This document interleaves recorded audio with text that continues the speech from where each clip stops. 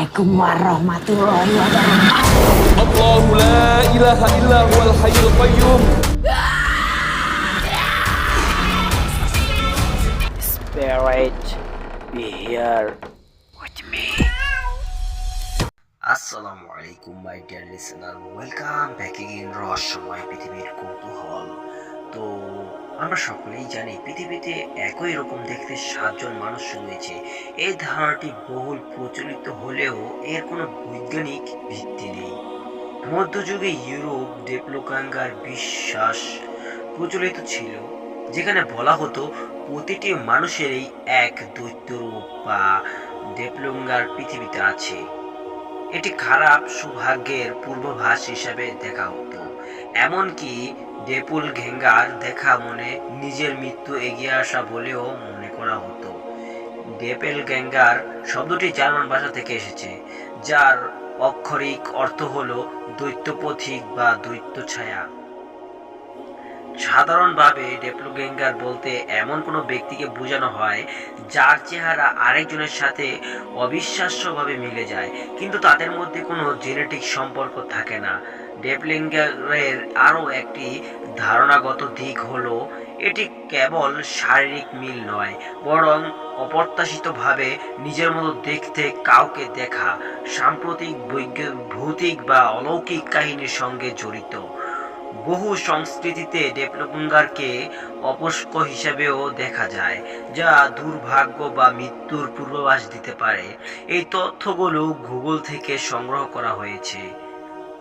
আমি নিচে কিছু ঘটনার কথা উল্লেখ করছি, যেখানে মানুষ দাবি করেন যে তারা আপনার মতো দেখতে আরেকজনকে চিনেন। ঘটনা 1। আমি তখন ক্লাস 6-এ পড়ি। সে সব সময় বাড়ি থেকে বেশ কিছু দূরে দূরে অঙ্ক শিখতে যেতাম। প্রায় 10 জন ছাত্রী পড়তো সেখানে।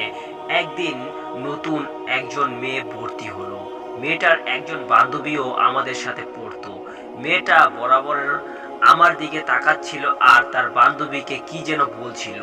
এক পর্যায়ে মেয়েটা আমাকে জিজ্ঞাসা করলো আমার বাড়ি কোথায়। আমি আমার ঠিকানা বললাম। এবার সে আমাকে একটি স্কুলের নাম বলে জিজ্ঞাসা করলো আমি কি সেই স্কুলে পড়ি কিনা। আমি বললাম যে না, আমি সেই স্কুলে পড়ি না।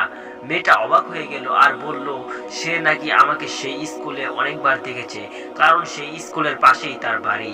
সে আমাকে আরো জিজ্ঞাসা করলো আমার বাড়ি কেন, বড় ভাই সেই স্কুলে পড়ে কিনা। আমি বললাম আমার কোনো ভাই নেই। মেয়েটা যেন আমার কথায় বিশ্বাস করছিল না। ঘটনা 2। আমার স্কুলের বন্ধুদের মধ্যে বেশিরভাগই হোস্টেলে থাকতো। হোস্টেলের পাশেই একটা মসজিদ ছিল, যেখানে তারা নামাজ পড়তে যেত। একদিন আমার একজন বন্ধু বলল হাবিব, তোকে দেখতে অনেকটা আমাদের মসজিদে নামাজ পড়তে আসা এক ভাইয়ের মতো লাগে। যার কথা বলা হলো তার নাম আমার মনে নেই, যাকে আমার বন্ধুরা চিনতো। এই কথা শুনে বাকি বন্ধুরাও তার সাথে সহমত প্রকাশ করলো। আমার খুব ইচ্ছা ছিল একদিন আমার মতো দেখতে সেই মানুষটাকে দেখার, কিন্তু এটা কোনো দিন সম্ভব হয়নি। ঘটনা 3। সেইবার করোনার সময় আমার নানি খুব অসুস্থ হওয়ায় তাকে মেডিকেলে ভর্তি করা হয়। আমি তাকে প্রায় দেখতে যেতাম। একদিন আমি যখন মেডিকেলে ছিলাম তখন আমার মেজো খালা বললেন হাবিব, দেখো ওই ডাক্তারটাকে দেখতে অনেকটা তোমার মতো। ডাক্তারের মুখে মাস্ক পরা ছিল। আশ্চর্যের বিষয় ছিল মাস্ক পরে আমাকে যেমন দেখতে লাগে তাকেও ঠিক তেমনই লাগছিল। খুব ইচ্ছা করছিল তাকে মাস্ক ছাড়া দেখতে। ঘটনা 4।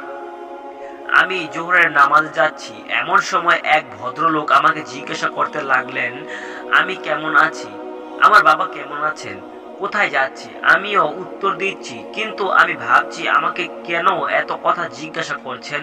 ভদ্রলোককে তো আমি চিনি না। এক পর্যায়ে লোকটা থেমে গিয়ে বললেন তুমি অমুক না। আমি আমার নাম বলে বললাম যে না, আপনি যার কথা বলছেন আমি সেই না।